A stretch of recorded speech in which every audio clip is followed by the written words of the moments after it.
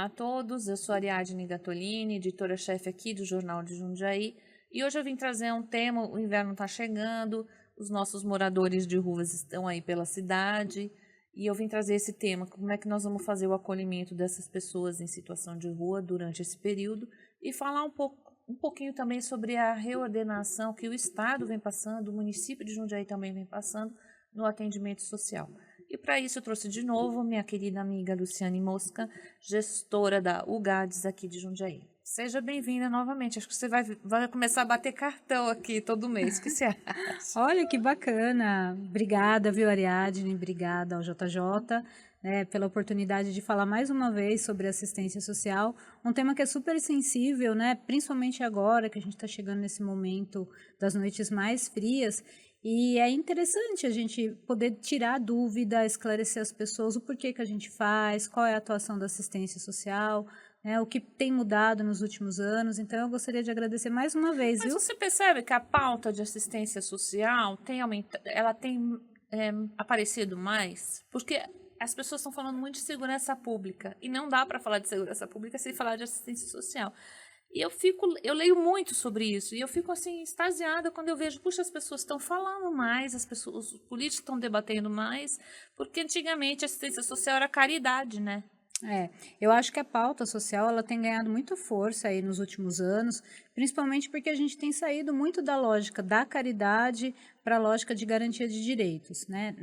Inclusive, isso acontece aí nos últimos anos na gestão pública de uma forma muito positiva, tanto que a gente tem um sistema único de assistência social, somos normatizados, temos tipificação de serviços, lei orgânica, nós temos normativas de RH. Eu acho que esse avanço ele foi muito importante ao longo dos anos, na lógica dos direitos, mas pós-pandemia, eu sinto que o planeta sente uma necessidade maior de fazer o debate das políticas sociais, né? E aí a assistência social ela é base, é intersetorial, ela é discutida em todas as políticas. Você pode ver que tem assistente social, né, o profissional, na educação, na saúde, na habitação, na assistência social. A discussão em afatia social é de todo mundo. Então, eu tenho visto que tem aumentado muito o debate. E eu acho que é muito bacana, né? A gente não consegue fazer uma discussão de um município saudável, desenvolvido economicamente, se eu não fizer essa discussão pautado na lógica social também. Agora, o atendimento, o acolhimento para a situação de vulnerabilidade esse ano vai mudar um pouquinho, né? Eu sei que depois dos 13 graus, bateu 13 graus, saem 4 equipes para acolher, para ajudar a acolher essas pessoas que estão em situação de rua. Mas você falou para mim um pouquinho que vai dar uma mudadinha esse ano. Como é que vai ser feito? Esse ano, Ariadne, nós optamos por usar as nossas entidades, as entidades que a gente já tem um convênio. A Casa de Passagem, nós temos 2 abrigos, tanto a Acali quanto a Santa Marta, no sentido de dar um pouco mais de conforto, mas, sobretudo, eu já ter condições de fazer um encaminhamento e atendimento dessa pessoa em situação de rua. Antigamente, a gente montava os abrigos emergenciais em ginásios, né? Enfim. E aí, esse caminho de eu levar até o ginásio e depois, no outro dia de manhã, da pessoa sair do ginásio, a gente acabava perdendo gente no meio da rua e a gente não conseguia fazer um atendimento sistêmico, porque o segredo, né, para a questão da pessoa em situação de rua é o atendimento. Então, a gente amplia a possibilidade dessa pessoa em situação de rua ser vista, ser atendida, né, e, de fato, a gente consegue fazer um convencimento no sentido de abrigamento com essa modalidade. Por outro lado, a gente também consegue observar, né, já que a questão da população em situação de rua tem sido um fenômeno mundial, a gente consegue debater escutando quem de fato está nas ruas. Então, acho que para o município é um avanço. Não colocá-los nos ginásios, mas sim dentro dos serviços que, inclusive, a gente já paga, né? Acho que também tem uma questão de economia para o município, sobretudo economia para o município, mas a gente consegue observar e fazer um acompanhamento melhor. E a gente tem vaga suficiente nesses 3 locais? Hoje nós temos 50 vagas, né? A média nos anos aqui em Jundiaí é de 38, 40 vagas. Nunca batemos as 50 vagas. Mas outra vez que você veio aqui, você me falou que a gente deve ter mais ou menos 350 moradores de rua, né? É a média. Que moram. E o que eles fazem no frio? Eles se abrigam em algum Olha, lugar? alguns se abrigam em algum lugar, a gente não pode levá-los obrigados, né? Sempre é no convencimento. Então, geralmente, eles se abrigam. A gente, na operação das noites frias, a gente também deixa mais cobertores, né? Kit de higiene. Então, eles têm estratégias ali para não sair da rua.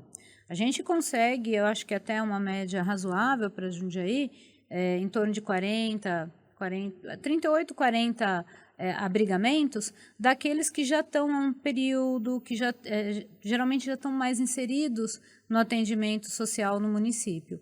O que é um avanço, mas que também é uma pena, né? Porque a gente sabe que uma parte não vai e a gente não pode obrigá-los a estarem abrigados nesse período. O que a gente sente também é que Jundiaí é uma cidade bastante solidária, a gente até debateu isso no nosso outro encontro, que no período do frio as pessoas tendem, né, a doar agasalhos, aos cobertores. Nós temos entidades que também fazem um trabalho aí com a entrega de alimentos, também cobertores e agasalhos, então a gente acaba tendo mais resistência nesse processo por conta disso. Tá? Mas a intenção sempre conforme a gente amplia a demanda, no ano seguinte a gente amplia também a oferta. Né? Como a nossa oferta está maior do que a demanda no ano passado, então a gente decidiu manter. Não fez muito frio também. Não, Esse ano, assim, embora a gente tenha começado a Operação Noites Frias um pouco antes, né? A gente deu uma antecipada, geralmente a gente começa no dia 1º de julho, a gente tem dias muito pontuais onde nós vamos ter muito frio, né? E provavelmente vai ser um ano muito parecido com o ano passado. Nós vamos ter picos de noites frias, mas não todas as noites frias. E isso também acaba colaborando para que ele continue, né, nos espaços que eles estão. A gente tem mudado muito a estratégia de abordagem social, no sentido de retirar eles das ruas.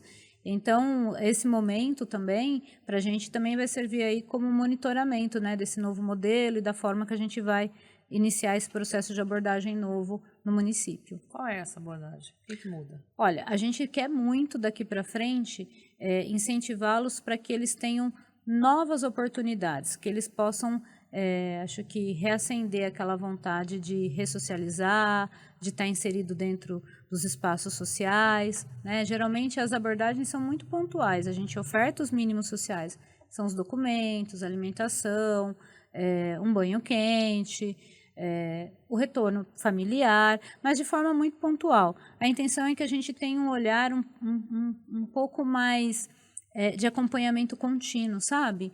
Vem para a minha rede, você tem aí um mapa de oportunidades e de ofertas daqui para frente. Então, acho que essa mudança de olhar para essa pessoa em situação de rua e entender que o caminho é a lógica da inclusão produtiva, muda muito a forma como a gente aborda também.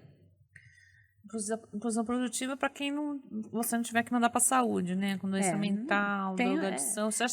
A gente tem um censo de moradia. Teve um censo, acho que uns 2 anos atrás. 2023, isso. Um primeiro censo que se fez em Jundiaí, eu acho, sobre isso.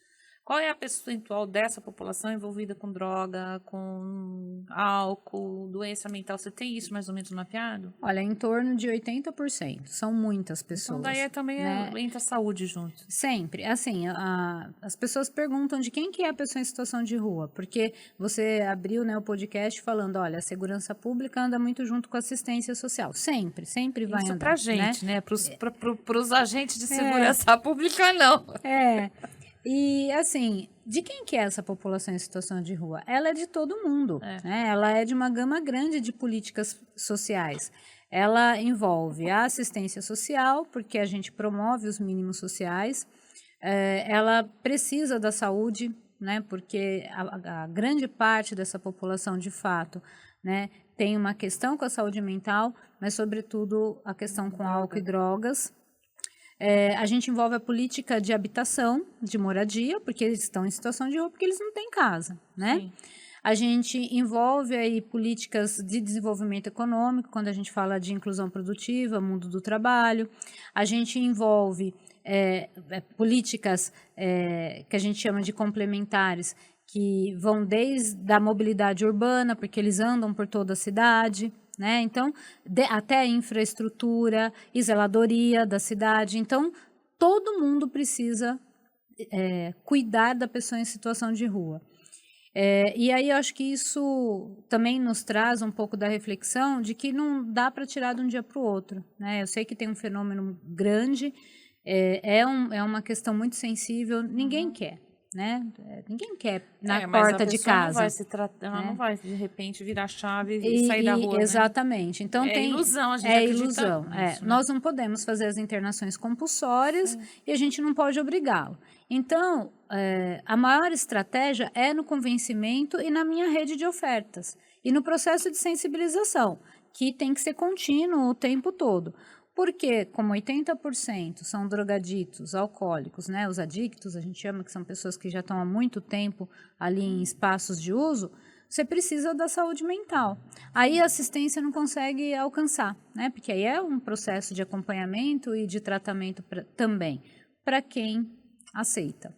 Por isso que é um processo longo, que não é de um dia para o outro.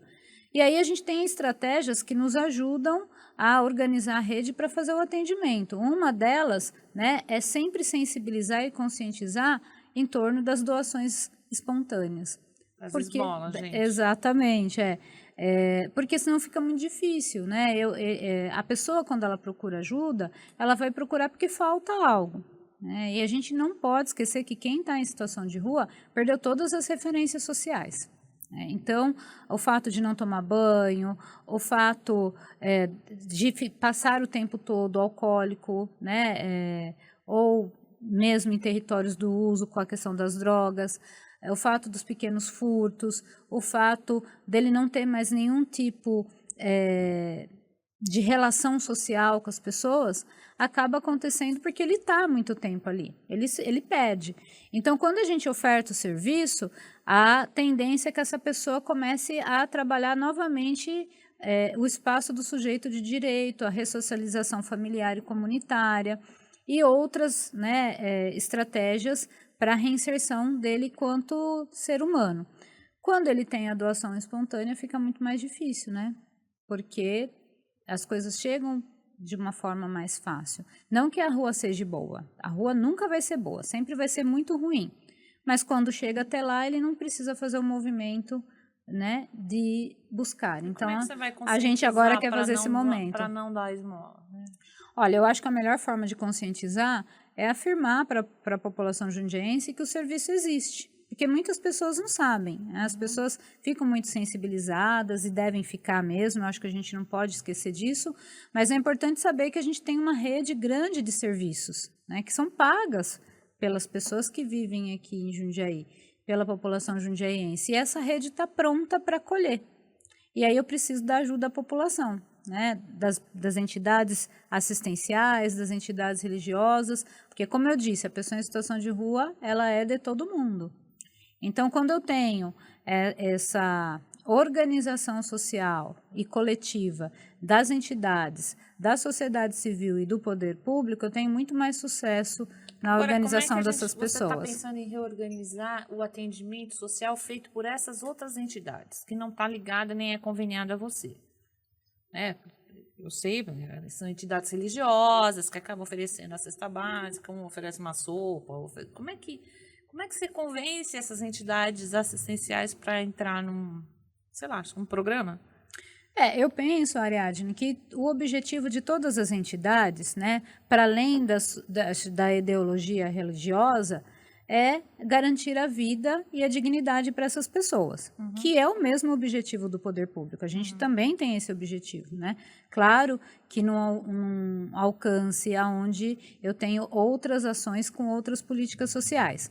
Mas a intenção também é mostrar para as entidades essa rede que existe e que essa rede ganha força com as entidades assistenciais e religiosas. Quanto mais elas estiverem perto do poder público, no sentido do serviço que a gente oferta, que é contínuo, porque geralmente o da entidade religiosa, ele é contínuo porque ele acontece todos os finais de semana. O do poder público são todos os dias, 24 horas, né? E é política pública. Quando acho que se sentem convencidos de que o objetivo é o mesmo, nós não temos por que não caminhar juntos, né?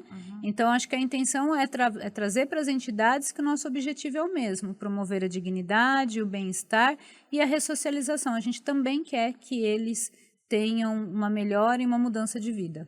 Você sabe que eu costumo não dar esmola, né? Porque eu já sou mais uma pessoa conscientizada por vocês. Mas outro dia eu estava na 9 de julho e uma senhora abriu o carro e ela tinha um pacotinho.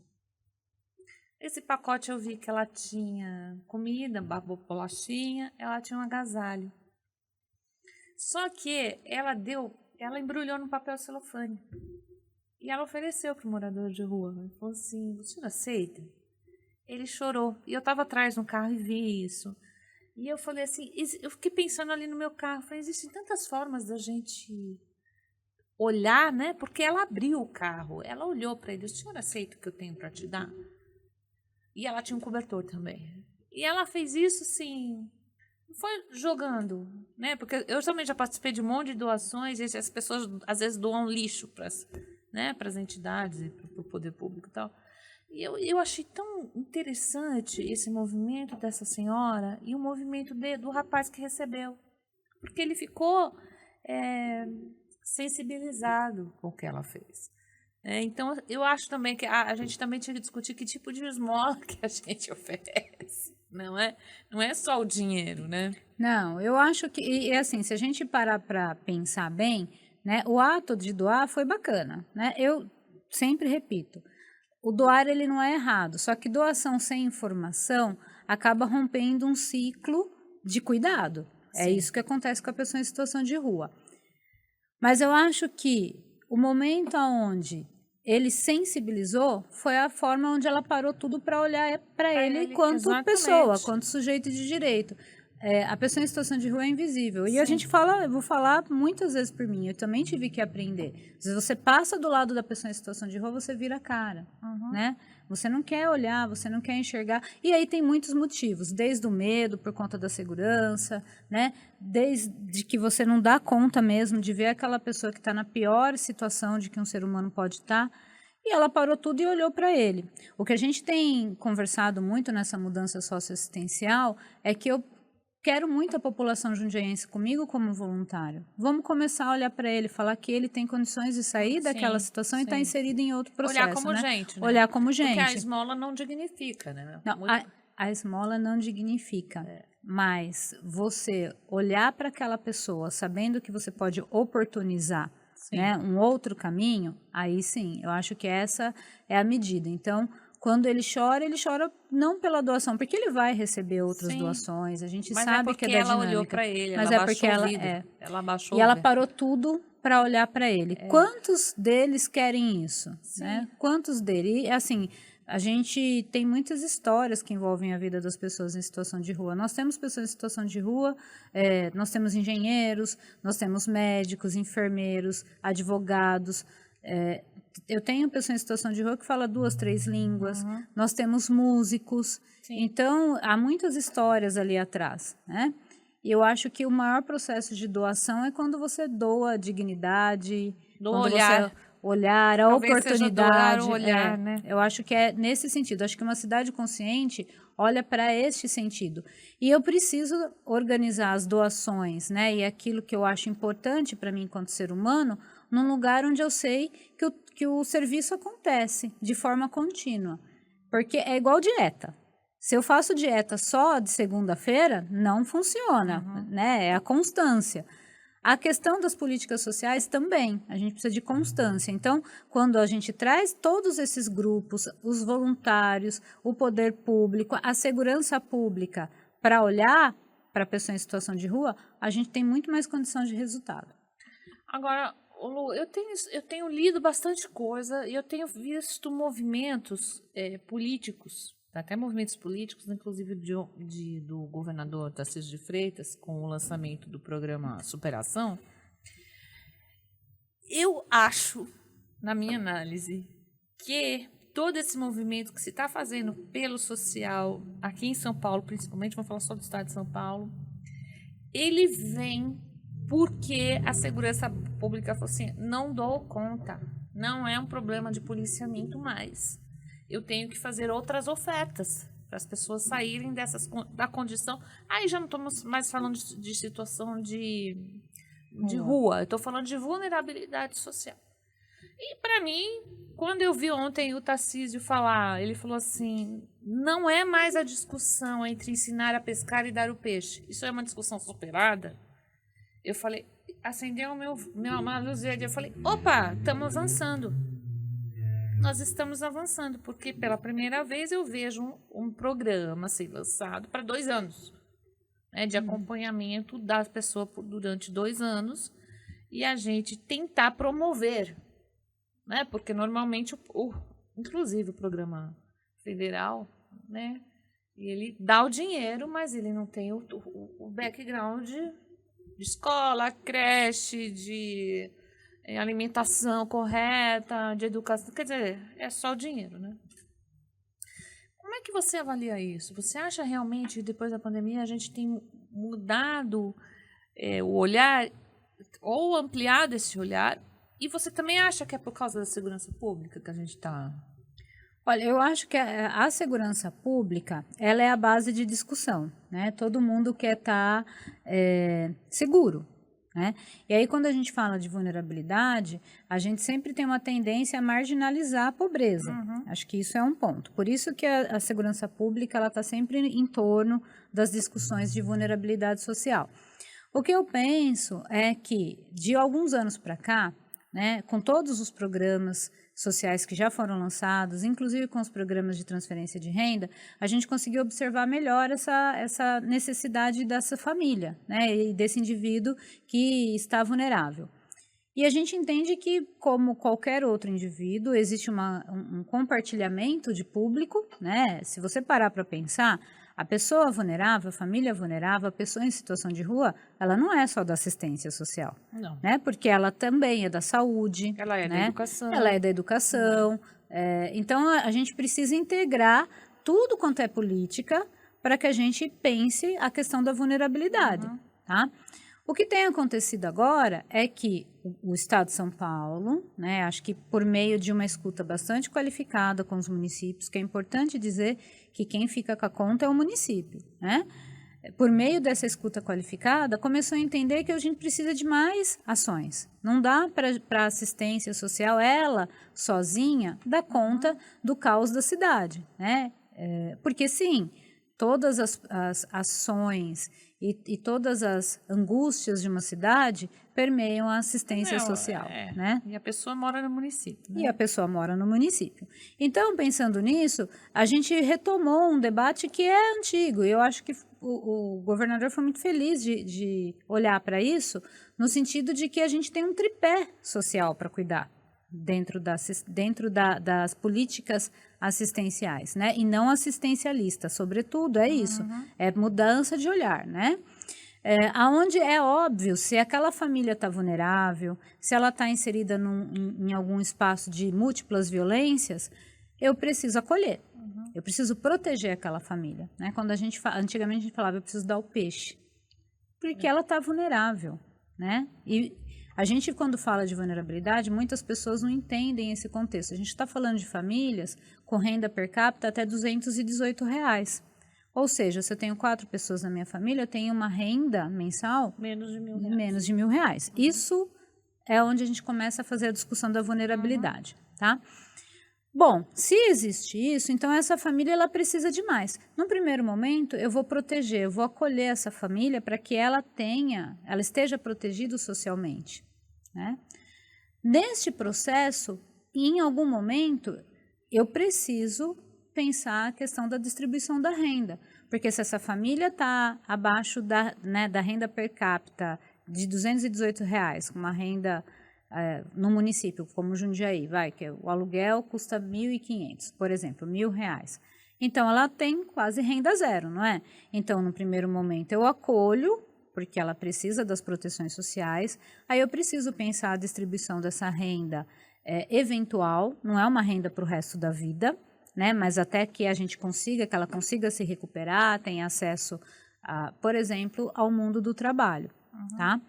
E num terceiro momento, ela precisa ter oportunidades de autossustento. E aí a gente fala na inclusão produtiva, no mundo do trabalho, no empreendedorismo e outros vieses, né, dessa amplitude Bem, é engraçado produtiva. que você não falou em emprego, porque a gente já discutiu isso também, eu e você. Emprego não existe para essa gente. Eu acho que é mais difícil, Não né? é? Ela é mais difícil. Porque outro dia a Luciane trouxe aqui para mim um exemplo de um menino que ele está sendo atendido pela assistência social que não tinha dente, com 16 anos, não é? E ela falou assim, a gente manda ele manda para entrevista e ele não consegue um emprego, né? Então é muito difícil a gente falar de empregabilidade no sentido formal, como a gente conhece, CLT, para essa população. De imediato, sim, né? Porque às vezes eu penso assim, olha, se eu for lá e dar emprego, tá tudo resolvido. Não tá. E não tá. Então, né, nesse tripé, né, e a título do programa do governo do estado e do modelo que agora nós estamos implantando, a gente brincou que a gente nós temos uma visão aí ampliada aqui em Jundiaí, que a gente já iniciou esse modelo aqui em Jundiaí desde janeiro, né? Nesta lógica, eu vou preparar essa família para esse emprego formal. Sim, é isso. Né? Então, é aí que a gente fecha o ciclo do município desenvolvido. Eu preparo dentro de ações estratégicas, num tempo razoável, para que ela consiga chegar nesse emprego formal. A gente vai finalizar aqui, mas eu quero trazer uma noção, né? Nós temos 40 mil pessoas no CadÚnico aqui. Isso. Ou seja, 10% da população. As pessoas não têm a mínima ideia do que elas falam. E elas não conhecem a pobreza. Porque, de repente, na tempo dos meus avós eram diferentes, que também eram jundiaístas, mas era uma pobreza que se mesclava mais. A gente construiu um muro gigantesco, né? Porque a gente está falando... Eu acabei de contar para vocês, o menino não consegue emprego porque ele não tem dente. As pessoas não têm noção disso. Não. Ou porque ele não tem sapato. As pessoas não saem do Jardim São Camilo porque elas não têm dinheiro. Elas não conseguem procurar emprego porque elas não têm como se locomover de lá de dentro. E há pessoas naquele território que nunca saíram dali, nasceram e viveram a vida inteira ali. Quando é que a gente perdeu esse elo? Quando é que a gente não consegue trazer essa realidade à mostra? E isso também eu faço uma meia-culpa da imprensa, né? Também é a culpa da imprensa também. Como é que, de repente, a gente não tem isso viralizando na rede social? Acho que a gente tem uma cultura, né, de perpetuar a pobreza e a miséria. Às vezes, a gente que atende na assistência social, a gente atende 3 gerações de uma mesma família. Né? Porque muito triste isso. Muito triste, porque o olhar sempre foi o olhar da caridade, né? Ou da marginalização. Não tem emprego porque não quer, não procura. Não trabalha não porque trabalha. Não quer. E aí, quando a gente precisa desmistificar, não é só a pessoa vulnerável, só o pobre que pensa assim. Muita gente pensa assim, né? São pessoas de qualquer classe social. Né? Tem gente que gosta de trabalhar e tem gente que não gosta. E aí é isso. Não, né? A gente tem um monte de jovem de classe média que não estuda e não trabalha. E aí, assim, eu acho que como a gente vem dessa cultura de perpetuar a pobreza, a gente foi deixando de criar estratégias de emancipar. Eu acho que hoje, qual é o olhar para a assistência social?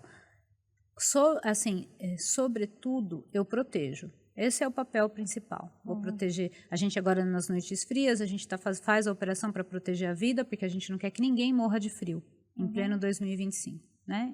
Independente da situação que ele esteja. Mas, sobretudo, a gente protege. Agora, depois que eu inicio o processo de proteger, em que momento que eu vou emancipar? Eu acho que é este o olhar. Eu preciso preparar a sociedade para entender como funciona o processo da pobreza e qual é o movimento que eu vou fazer para emancipar.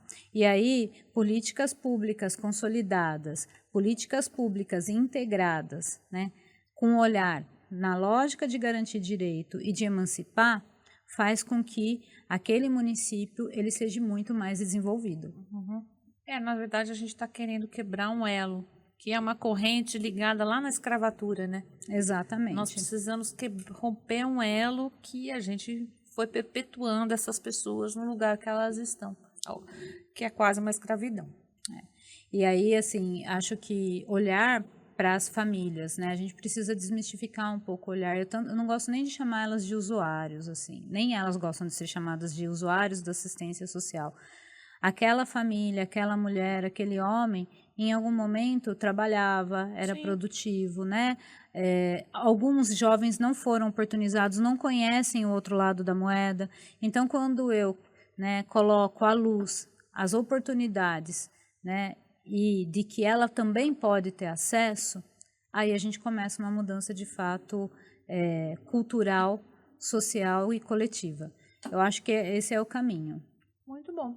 Então foi um grande prazer conversar de novo aqui com a Luciane Mosca, que ela virá sempre para ajudar a desmistificar esse espaço que não é justo para ninguém, né? A gente não vai construir uma sociedade melhor, mais justa, igualitária, sem romper esse elo da escravidão e da pobreza. Siga-nos nas nossas redes sociais, jj.com.br.